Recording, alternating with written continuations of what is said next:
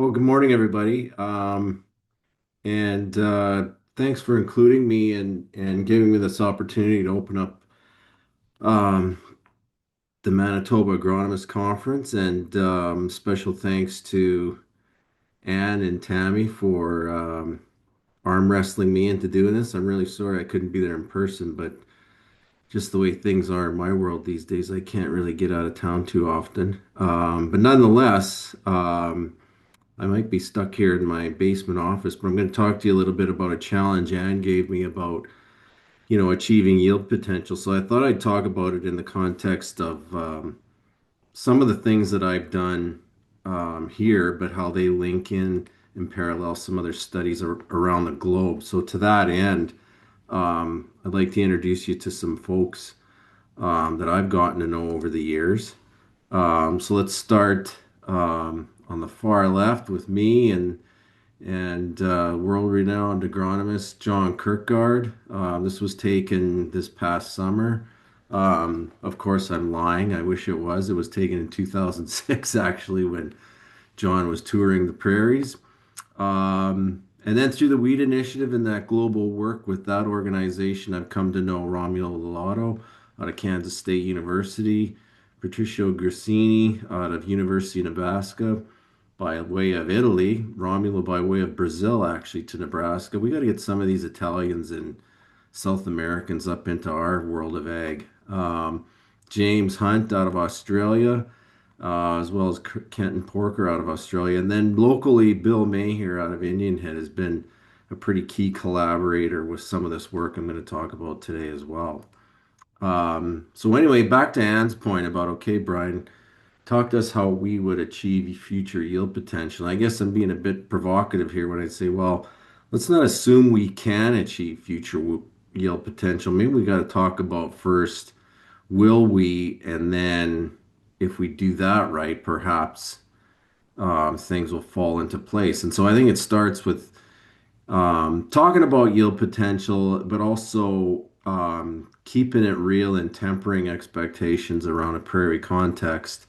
And then to me, a key driver of all of that is the critical growth period. And then if you haven't learned about this yet, and I haven't beaten the drum enough, we'll talk about this whole G by E by M framework and then some examples about how we can exploit that if we properly integrate that into a framework. And then lastly, I'm going to talk about things, maybe a little bit elephant in the room thing about what I think's happening and could happen, potential ways of navigating it through an economic lens. So, with that, let's get going here and talk about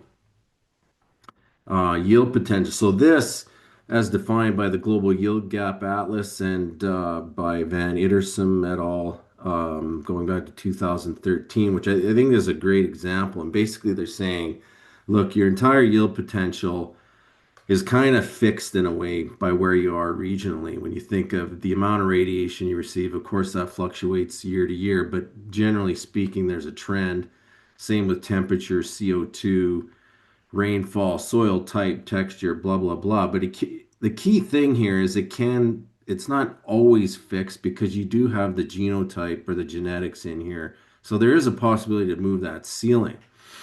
Now, what's happening on farm generally is some fraction of that potential, which is often limited by things around fertility, management, pressure from the abiotic, biotic side, biotic being insect, weed, diseases, blah, blah, blah. And so, what we call the theoretical yield gap then is what's possible by what compared to what we're actually seeing on the farm. And so the exploitable yield gap wouldn't be this entire thing here, um, but it would be probably, we could argue about that, maybe what, 80% of that, because um, beyond that is probably cost prohibitive or you start getting into economic trouble and so on. Um, so what does that look like around the world? Well, Patricio's done a whole pile of work on that, and these guys in Europe are doing pretty good. They've only got a 20 30% yield gap. Mexico a little bit worse, and then you get into some developing areas, and it's pretty brutal, like 70 to 80%. of what's possible. And so kind of if you look at it one way, when you're getting real close to that potential, it's probably something now where you have to think about moving that genetic piece, that genetic potential. Whereas you get down here, I mean, even in the USA, they're at 50%. Well, that's probably more a need to look at the management side of things, I would argue. And what does it look like here on the prairies? Well, we did the work with Patricio's team, thanks to funding from funding partners in across the prairies. And the yield gap here, or actually, how can I make this more simple? I tried to be metric on one side, imperial on the other, so maybe it's backfiring me on me here. But anyway, the yield gap in bushels per acre is this. The yield gap in megagrams per hectare is this thing here. Um, so anyway, we're doing not too bad with wheat actually. But if you get to things like canola, I was kind of surprised by this. I thought it would actually be a bit better, but it is a bit more sensitive environmentally, I suppose. So there is a bigger yield gap there. So there's work to be done there on the management side. Same with field peas. I was surprised by soybean. We don't have much of a yield gap there unless my sources weren't very good. Lentils aren't doing too bad either. Barley's kind of intermediate to wheat and canola. Um, so, okay, now tempering this into a context around the prairie. So the reality is we farm in the northerly latitudes. And that's characterized by a short growing season, periods of intense heat. A lot of that in July, even August, can be above 30 degrees. And that's the killer when it comes to affecting yield and seed set. We get the solar radiation, but it's concentrated into a narrow window instead of something that we would enjoy over a longer period of time. And so this results in having crops that have to perform under compressed timelines, often under heat stress environments. And that means, in my opinion at least, we're not going to match some of the yields of the UK and South America. And I'll talk about that a little bit later. So these assumptions that tech that works there automatically is going to work here, and I even hear this internally too, and it's really misguided. Like hybrid wheat was a good example, and part of that is that yield potential. If we're at 5 tons per hectare as our overall yield potential, that's actually kind of a train wreck to some farmers in France, for example, which is where you can see hybrid wheat there and elsewhere. Um, they're not used to that. That would be well below the bar for them. And that's our high bar. So that's just one, reality check that we just have to live with. Okay, so let's shift gears and talk about what I think is a pretty important aspect of driving yield and this kind of new theory I think that's really cool.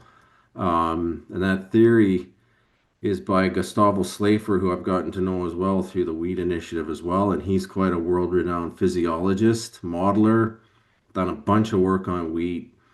And so he's kind of saying, okay, here's conventional thinking around what influences yield. And he goes through and shows, here's all your resource driven um, crop parameters that ultimately end up in yield. And they're driven by the fact that you'll increase that by the length and duration of the growing season. So a linear relationship between this stuff and the duration. And he's saying, well, it's not actually like that. Well, we need to start thinking more around the fact of focusing on dialing things in during the critical growth period. And so that's just kind of at stem jointing through 10 days post anthesis. So that whole critical period around and before flowering and just after.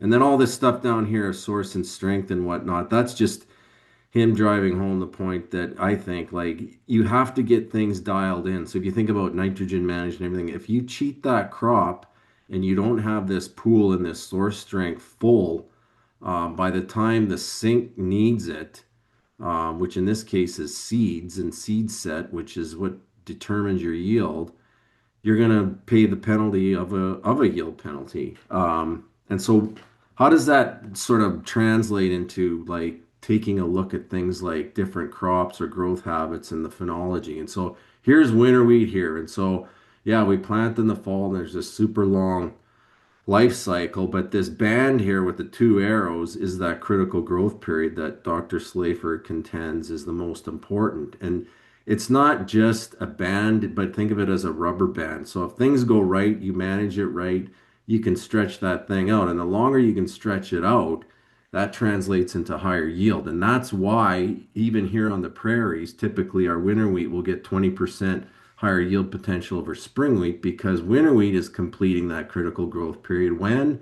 Well, typically by the end of June. Unfortunately, for later seeded spring wheat, on a typical year, that almost all the critical growth period is inside July, where you get those 30 above temperatures, and basically anything above 30, 31 starts to kill off your seed set. And so there you have the shorter band, and as a consequence, less yield potential. And then he goes on to talk about the fact, well, things like spring wheat in southern Chile, why do they get 10 tons per hectare? Well, it's because of this. They have a similar critical growth period to winter wheat, and they enjoy the radiation, but they don't pay a penalty in terms of environmental stress around heat and drought stress. And same with your winter wheat in the northern hemisphere. I think he's talking about the UK here, where it's the same thing, 9 to 11 tons per hectare. Well, why? It's it's absent of heat and drought stress. There's really not much for water stress. Yet the radiation's there, and so you get these crazy high yields as a result. And not typically something we're going to enjoy aside from a wacko year like this year, which is the last time I experienced this was in the early 90s. So I wouldn't go to the bank on any yields you got this year because it's an anomaly. Okay, and so what are the pathways that we should be thinking about in terms of exploiting the yield gap, manipulating, stretching out that critical growth period, and so on? And so um, let's start with genotype, or the G part of this G by E by M. And that to me, I would call the ceiling. If you go back to that earlier graph, um, we can move that ceiling if we make advances and innovations in the proper areas around genotype. And you can add in your own examples that you would think about for wheat canola pulses, and the tools that could eventually drive that, gene editing, AI driving a bunch of that, and so on, drought resilience, nutrient use efficiency, heat tolerance, and so on. All those things could push that genotype or the G through the ceiling. And we're typically constrained by environment, I would argue, although sometimes it presents an opportunity.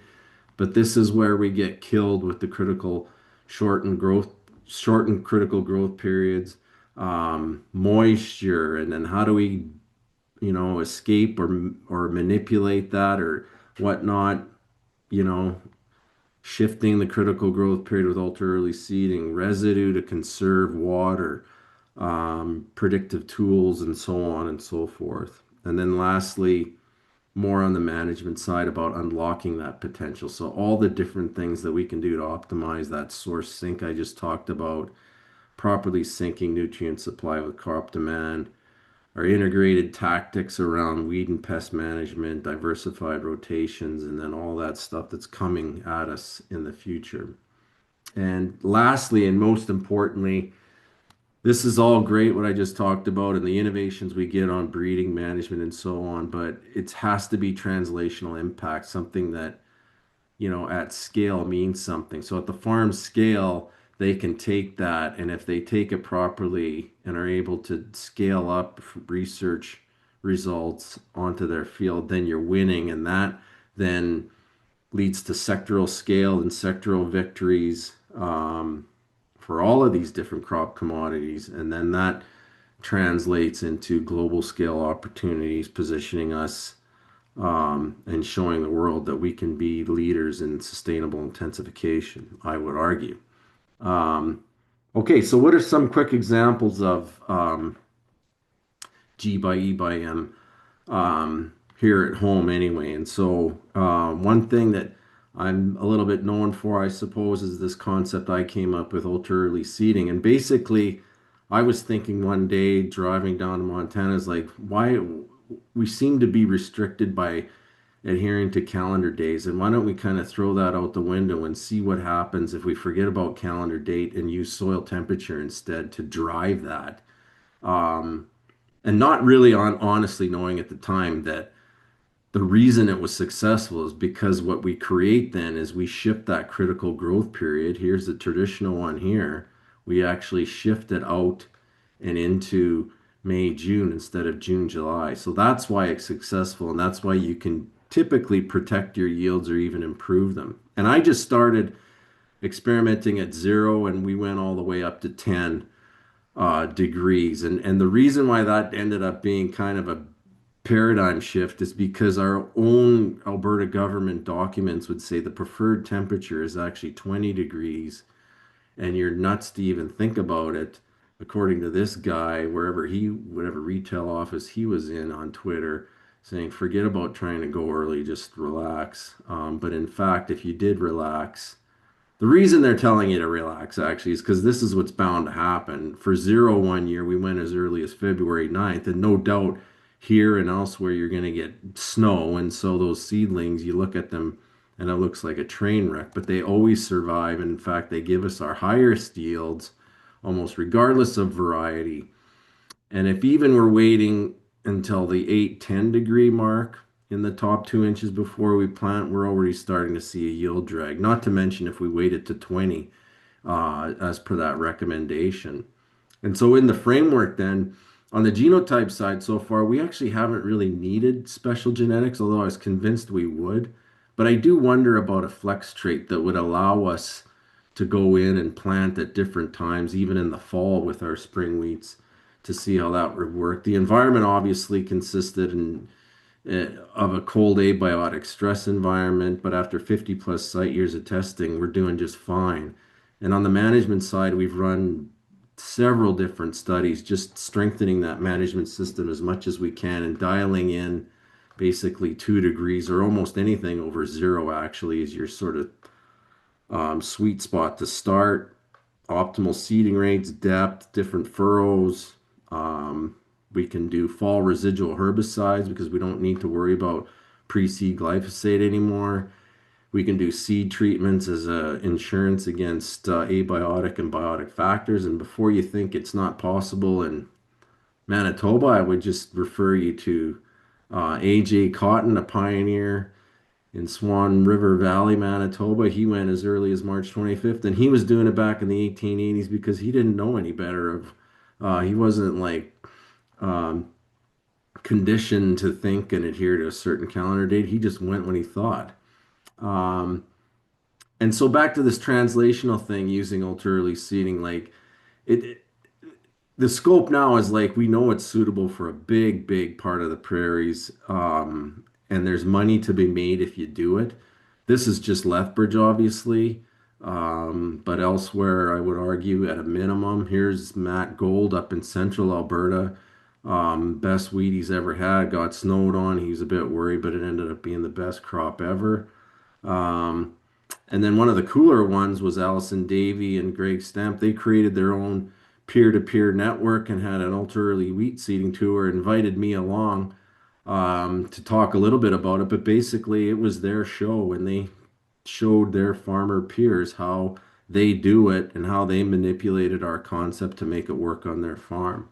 Um, some other examples that we've had in my experience when I first started my program, wheat stem sawfly was raging. We had no entomologists working on it and obviously no agronomists. And so I just set out and just started building these different components into a decision support system that ultimately became and fed into this G by E by M framework. And the cultivar part of this was interesting because solid stem varieties, which is your cornerstone of control on the G side, are very sensitive to environmental factors like precip related conditions that really influence how solid they are.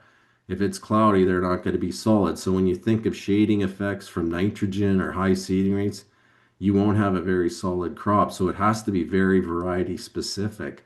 And this was the problem. Here's your latest and greatest variety at the time going down ultimately 90% cut because of precip related conditions. Um, And I bitched and complained about the fact that we didn't have any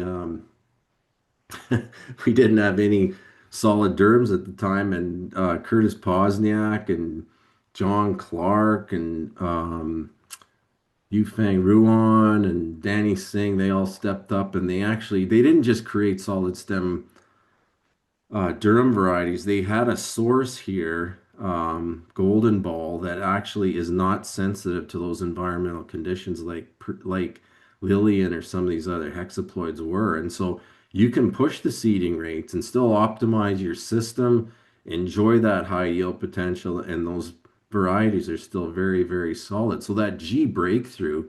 Um, it ended up being synergistic for the whole thing because now we could manipulate the management side to unleash the yield as well, without any issues around control or lessening our control of the sawfly either. Um, we've done some work in canola, just published this one recently. And the cool thing about this study was we were looking at hybrids and management at harvest and different seeding rates. And everybody knows that, and everybody wants to cut seeding rates, but we were able to show kind of neat in this study that the reason you're able to do that really is how that plant compensates. And the key, if you want to cheat back your seeding rates, is you will be saved if it's a low stress environment. If you cheat your seeding rates and you encounter stress, you're in a bit of trouble. So this ended up being a really rewarding G by E by M study for us on the prairies. And we kind of took it one step farther with winter wheat and, um, you know, sequencing that with canola and how that interplays with hybrids. We even had a simultaneous um, herbicide applications while we were swathing. That was an actual idea of Jim Halford, the inventor of the Conservapac seeders. He was out doing stuff like that, and just to eliminate that step and dial in and make things more operationally feasible between that step of harvesting canola and planting winter wheat. So other examples around the globe. Well, here's James Hunt, and unbeknownst to either of us until we got together at the Wheat Initiative, was he was also very interested in early sowing systems, but for a little bit different reason, and all about water there. Um, they're in big trouble there when it comes to water, at least in some of the regions where the taps just basically shut off. Yields are stagnant as a result.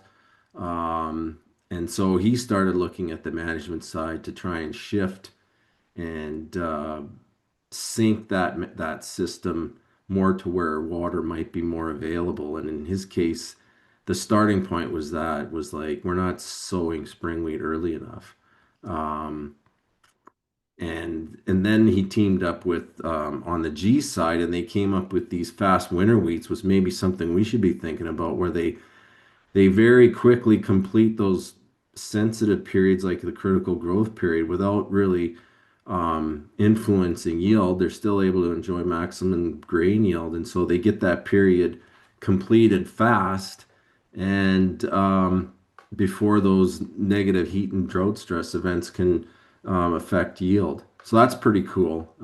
We need to do something like that here. And then Kenton, now I just portrayed Australia is a desert, but there are some really, really high rainfall areas, just like there are in New Zealand. And so they can get these wildly high yields. And so his job, at least in this area, is to like, okay, the potential right now is 6 tons, but we know from New Zealand and elsewhere we can go higher than that. And so some of the work that he did in his target was to improve it by over 50%, which sounds a little pie in the sky, but with the management practice that he put together, in 2 years now running, he's been able to get to that actually, which is which is pretty transformational actually. So good on Kenton.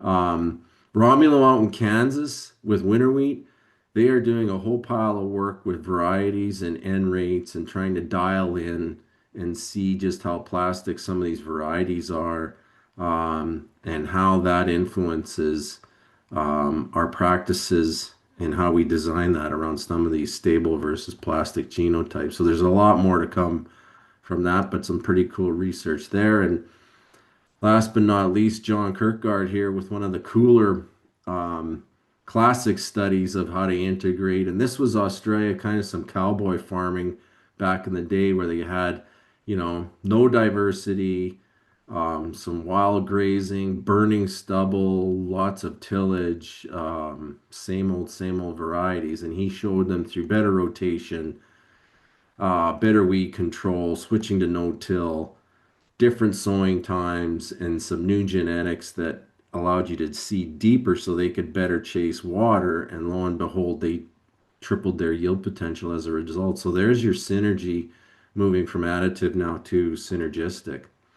Um, and so, yeah, just to switch and move to our final phase here of kind of looking at things through an economic lens, starting with where we're at, like this was one of the cooler things I got to um, encounter and be part of in a conference where I invited this team out to give a talk on their perspectives, um, Raven Industries and whatnot with there's autonomous vehicles. Now everybody's got autonomous everywhere. And if you've ever watched the Logan movie, I think it's hilarious because it's set in 2029, and that thing it's exactly what we're experiencing now. Um, with respect to autonomous and how weird farming is in 2029. I don't think we're that far away, especially if some of this other stuff really takes over.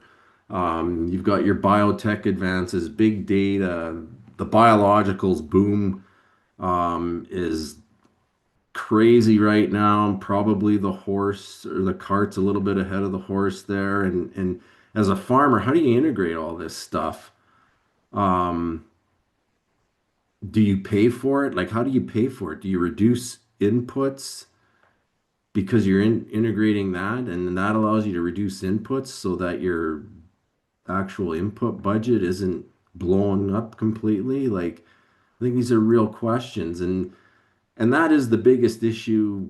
Don't ask or don't just rely on my opinion. Go on any social platform, and there's two big issues right now. Why are we not adopting some of this ag tech? Back to my comments earlier about that. Um, Dale Hicks out in Saskatchewan, it's the inputs are killing us right now.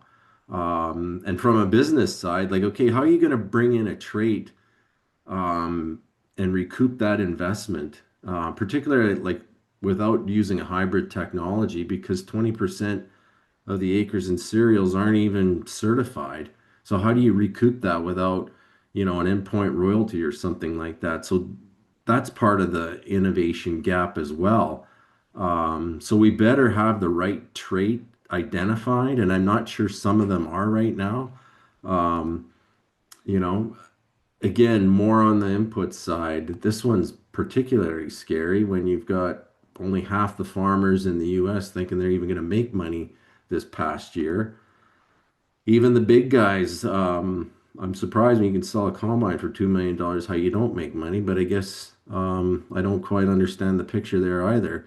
Um, and again, here, a profitability picture. A lot of these herbs you can see are underwater, these different crops in the US. And we're doing the same thing in research. Here, Ken Giller, who is an eminent global scholar on the agronomy side, not pulling any punches when he's criticizing what we're doing with some of our trait development, this case N2 fixation research. Um, it's not the only one. And his good point here is like we are here too, focused on molecular and the microbiological level with scant attention to the quantitative and agronomic sciences. And we're going to pay a price eventually for that if we don't get it together, not just here regionally, but nationally and internationally. Because um, if you work on a trait that's easily solved with a management practice like a nitrification inhibitor, I don't know that you need that built into your plant unless I'm missing something. Um, so it seems like some people are left and not at the table when some of these are discussed or priorities are set. Um, so what I thought from this, and Dale was the inspiration, is like, okay, can we make money and protect royal or ROIs, what if we were able to like change our management intensity and pull back 20%, add in things like biologicals? Could we actually make money?